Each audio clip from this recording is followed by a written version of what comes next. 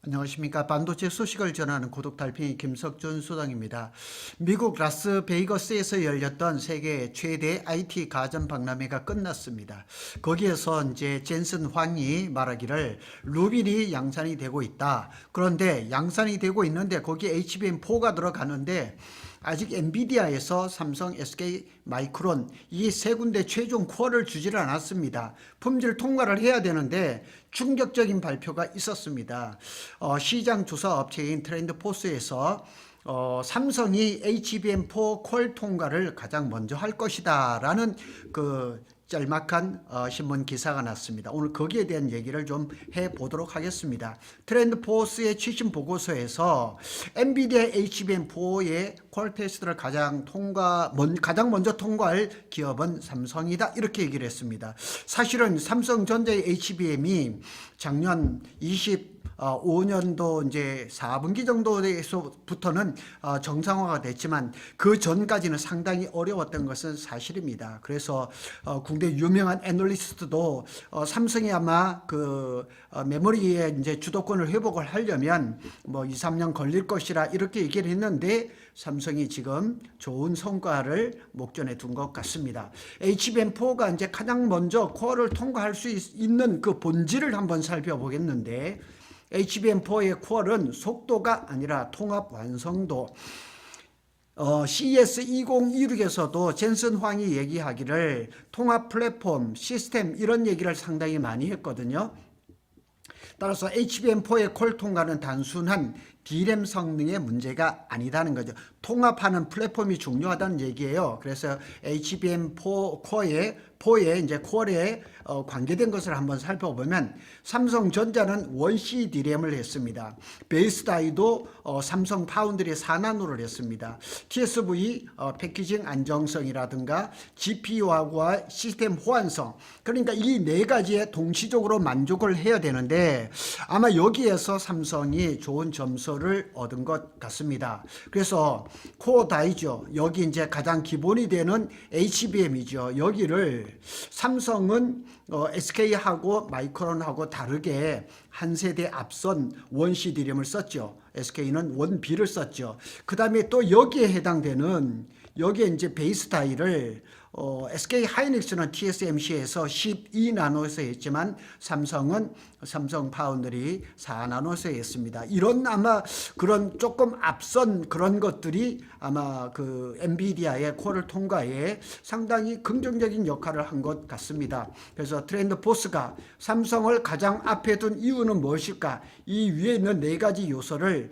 한 회사 내부에서 수직 계열화라는 얘기를 하는 거죠. 그래서 한 회사 내부에서 동시에 최적화할 수 있는 유일한 업체.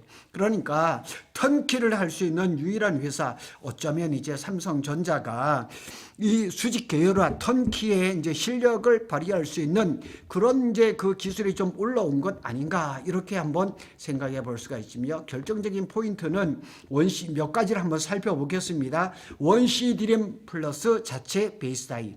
그래서 HBM4는 D램보다는 베이스 다이가 중요합니다. 왜냐하면 이 베이스 다이에다가 뭐를 넣냐면 여기가 고객 맞춤형, 그러니까 엔비디아라든가 브로드컴이라든가 구글이라든가 저 베이스 다이에다가 자기만의 뭔가를 넣는 거예요. 그걸 이 지금 파운드리에서 해야 되는데 SK 하이닉스가 잘 하기는 하지만 파운드리 기술이 없기 때문에 라인이 없기 때문에 삼성이 유리할 거란 말이에요. 그러니까 시스템을 통합하는데 삼성이 유리하겠다는 얘기죠. HBM4부터는 구조적으로 베이스 다이의 비중이 급격히 커진다는 얘기죠. 그래서 여기다 표를 만들었습니다. HBM3E하고 HBM4하고 비교를 했습니다. 인터페이스, 베이스 다이, 공정, 영상 이런 것을 했는데 HBM4는 HBM3E하고 비교해서 상당히 복잡하고 성능이라든가 전력 효율이라든가 D램이라든가 로직의 동시 최적화가 필요한 그런 제품입니다. 그래서 삼성전자는 원C D램 플러스 자체의 4나노 파운드리 베이스 다이를 한 회사에서 동시에 설계 조율할 수 있다는 얘기입니다. 그게 이제 수직 계열화 아니면 턴키 이렇게 얘기를 하는 거죠.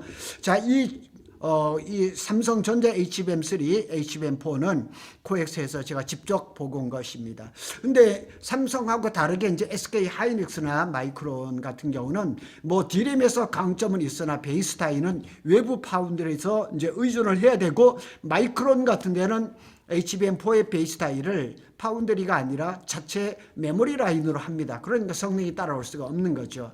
이런 미세 조정 속도에서 구조적인 한계가 있고, 콜 테스트에서 가장 중요한 리비전 대응 속도, 리비전이라는 것은 HBM4를 이제 콜 테스트를 하는데 일부 부분에 대해서 이제 수리, 수정 이렇게 해야 되는데, 이 리비전을 SK 하이닉스가 자주 했다는 얘기예요. 자, 다시 한번 돌아보면 SK 하이닉스는 25년 3월에 HBM4의 샘플을 엔비디아에다 공급을 했습니다. 그리고 삼성전자는 한 3개월 뒤에 한 7월경에 샘플을 엔비디아에 줬어요. 그리고 HBM3E 같은 경우는 엔비디아에다 샘플을 주고 최종 콜을 받는데 보통 7개월이 걸렸습니다. 그런데 지금 개월수로 따지면은 지금 거의 10개월이에요. 그런데 HBM4가 HBM3E에 비해서 굉장히 복잡한 그런 HBM이라 한다 할지라도 지금 SK 하이닉스가 10개월 정도 되는데 9월이 나와야 되는데 뭐 10월, 11월, 12월 이때도 리비전이 계속되어 있었고 12월인가 마지막 샘플을 공급을 한다든 이런 얘기가 계속 나오는 거 보면 SK 하이닉스가 HBM을 잘 하기는 하지만 SK 하이닉스한테 HBM4의 콜이 먼저 갈 것 같지는 않다, 이렇게 봅니다. 결정적인 포인트 두 번째입니다. HBM3 재설계 경험과 HBM4의 선행학습이다, 이렇게 또 제목을 달았습니다. 삼성전자가 HBM에서 그 콜을 통과를 하지 못했을 때 전영현 부회장이 이제 취임을 해가지고 원웨이 D램을 재설계를 다 해버렸습니다. 원시 D램도 아마 그랬을 것 같아요. 그래서 전영현 부회장 측에서 삼성은 HBM3를 부분 개선한 게 아니라 D램 원점에서 재설계를 해버렸습니다. 자존심을 엄청나게 상하면서 메모리 반도체 세계 1등이라는 삼성전자가 D램을 못한다, 이게 말이 안 되는 거죠. 하지만 굴욕적이게도 재설계를 하면서 성공을 했다는 얘기죠. 이게 왜 중요하냐면 엔비디아의 콜 과정은 실패, 수정, 리비전, 재테스트 이런 것들이 계속 무한 반복이 되는 거예요. 그렇게 되면서 최종 콜이 나오는 거죠. 이때 필요한 것은 빠른 양산이 아니라 근원 설계 수정 능력이라는 거죠. 그래서 콜 테스트를 하는 동안 어떤 부분이 리비전 이렇게 수정이 필요하다 그랬을 때는 삼성전자는 위에 있는 그 코어 다이하고 베이스 다이를 다 직접 하니까 이게 그 대응 속도가 좀 빠르다는 얘기죠. 그래서 HBM3E에서 이미 열이라든가 전력, 신호, 무결성 문제를 D램 외변에서 해결해본 경험이 HBM4 콜에서 가장 큰 무기로 실패가 성공의 어머니처럼 그렇게 된 것은 아닌가. 그래서 트렌드 포스가 뭐라고 하냐면 가장 먼저 통과할 것이라 이렇게 얘기를 했습니다. 그래서 여기에 이 긴 문장을 제가 원문을 가지고 왔습니다. 삼성 이렇게 나오면서 Supplier to Quality First, 그러니까 콜을 가장 먼저 통과할 것이라고 이렇게 읽습니다. 트렌드 포스에서. 자, 여기를 이렇게 보시면은 이 개통도는 SK 하이닉스가 HBM을 만드는 개통이에요. 그래서 여기 보면 SK 하이닉스가 HBM을 만들죠. 그래서 뭐 TSV라든가 패키징을 해가지고 이제 완성된 HBM을 엔비디아에 납품을 하죠. 그래서 엔비디아는 다시 TSMC를 주는 거죠. 그래서 여기서 베이스 다이라든가 또 코어스라든가 패키징을 하면서 최종적으로 HBM이 이렇게 나오는 거죠. 그래서 여기에 또 이 과정에서 중요한 게 파운드리에다 또 HBM을 더하는 거죠. 또 여기에다 로직, 여기 이제 패키징이 이렇게 들어가는 거죠.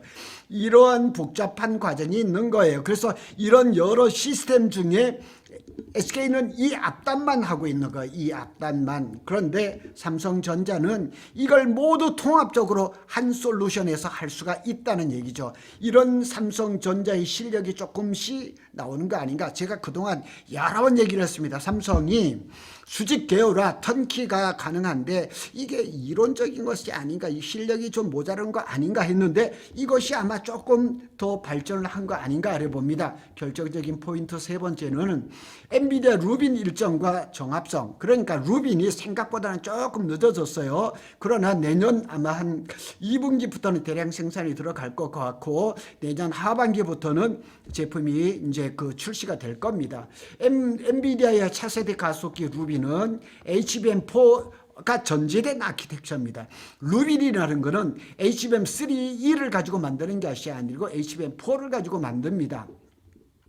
따라서 메모리 쪽 일정이 밀리면 GPU 출시 자체가 일정이 흐트러지는 거예요. 그래서 엔비디아 입장에서 가장 중요한 것은 뭐냐, 가장 빠른 양선이 아니라 가장 예측 가능한 공급사다. 그리고 그거를 정말 빨리 제대로 공급해 줄 회사가 누구냐, 이건 거죠.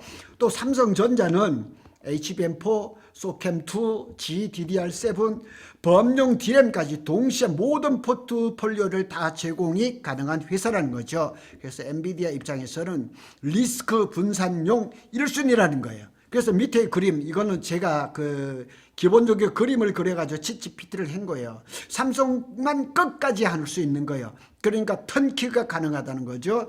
자, 로직 설계가 가능하죠. 그 다음에 HBM 이걸 전동적으로 설계를 하죠. 메모리 뭐 D램은 원C D램 잘하고 있고 HBM3를 양산을 하고 있고 HBM4도 26년 아마 2월부터 양산이 들어가지 않을까, 1월에 콜을 받고, 그리고 이게 패키징 이렇게까지 할 수 있는 회사는 삼성밖에 없다는 거죠. 그래서 HBM 경쟁의 본질은 속도가 아니라 통제력이다. 그러니까 삼성의 모든 과정을 통제를 하고 스스로 다 할 수 있다는 얘기죠. 그래서 이게 콜 테스트에서도 우호적인 피드백과 빠른 커뮤니케이션으로 연결될 수 있다. 그래서 제가 여러 번 말씀을 드린 적이 있어요. SK 하이닉스가 HBM 코어 다이, D램은 참 할지는 모르겠지만 TSMC가 만드는 베이스 다이하고 이렇게 아주 그냥 원활한 커뮤니케이션이 잘 될 수 있을까? 잘 되고 있다고는 얘기를 합니다. 그런데 최종적으로 코어를 누가 받을 것이냐? 이거는 아직까지는 모른다는 얘기죠. 결정적인 포인트 네 번째입니다. 트렌드포스가 본 게임 체인저는 뭐냐? 트렌드포스의 핵심 메시지는 이겁니다. HBM4는 누가 더 빠르냐가 아니라 누가 더 완성도 있게 통합하느냐, 통합하는 것, 통합 시스템이 중요하다는 얘기죠. 그리고 그 조건을 가장 충족하는 것이 삼성 DS 부분 반도체라는 얘기죠. 원C D램, 4나노 베이스 다이, 패키징까지 수직 통합이 다 이렇습니다. 그래서 HBM3E에서 검증된 제 설계 경험, 그래서 가장 먼저 코어를 통과할 것이라는 표현을 사용했다는 것을 기억하시기를 바랍니다. 자, 핵심 한 문장으로 정리를 해보겠습니다. HBM 코어는 메모리 단품 경쟁이 아니라 이게 시스템이라는 거예요. D램, 로직, 패키징을 한 몸처럼 움직일 수 있느냐, 이 한 몸처럼 전부 다 통제가 가능하느냐. 그래서 그 조건을 완벽하게 갖춘 것은 지금 삼성이라는 거죠. 그래서 삼성이 HBM4부터 이런 그 기술력, 이런 것을 리더십을 갖춰가는 것은 아닐까, 이렇게 예상을 해봅니다. 이것이 삼성에서 얘기하는 것도 아니고 시장조사업체 트렌드포스에서 이 원문입니다. 이 속에 나와 있는 것을 정리해서 한번 말씀을 드렸습니다. 구독 달팽이는 삼성전자와 SK 하이닉스의 반도체 소식을 빠르게 전해드리고 있습니다. 감사합니다.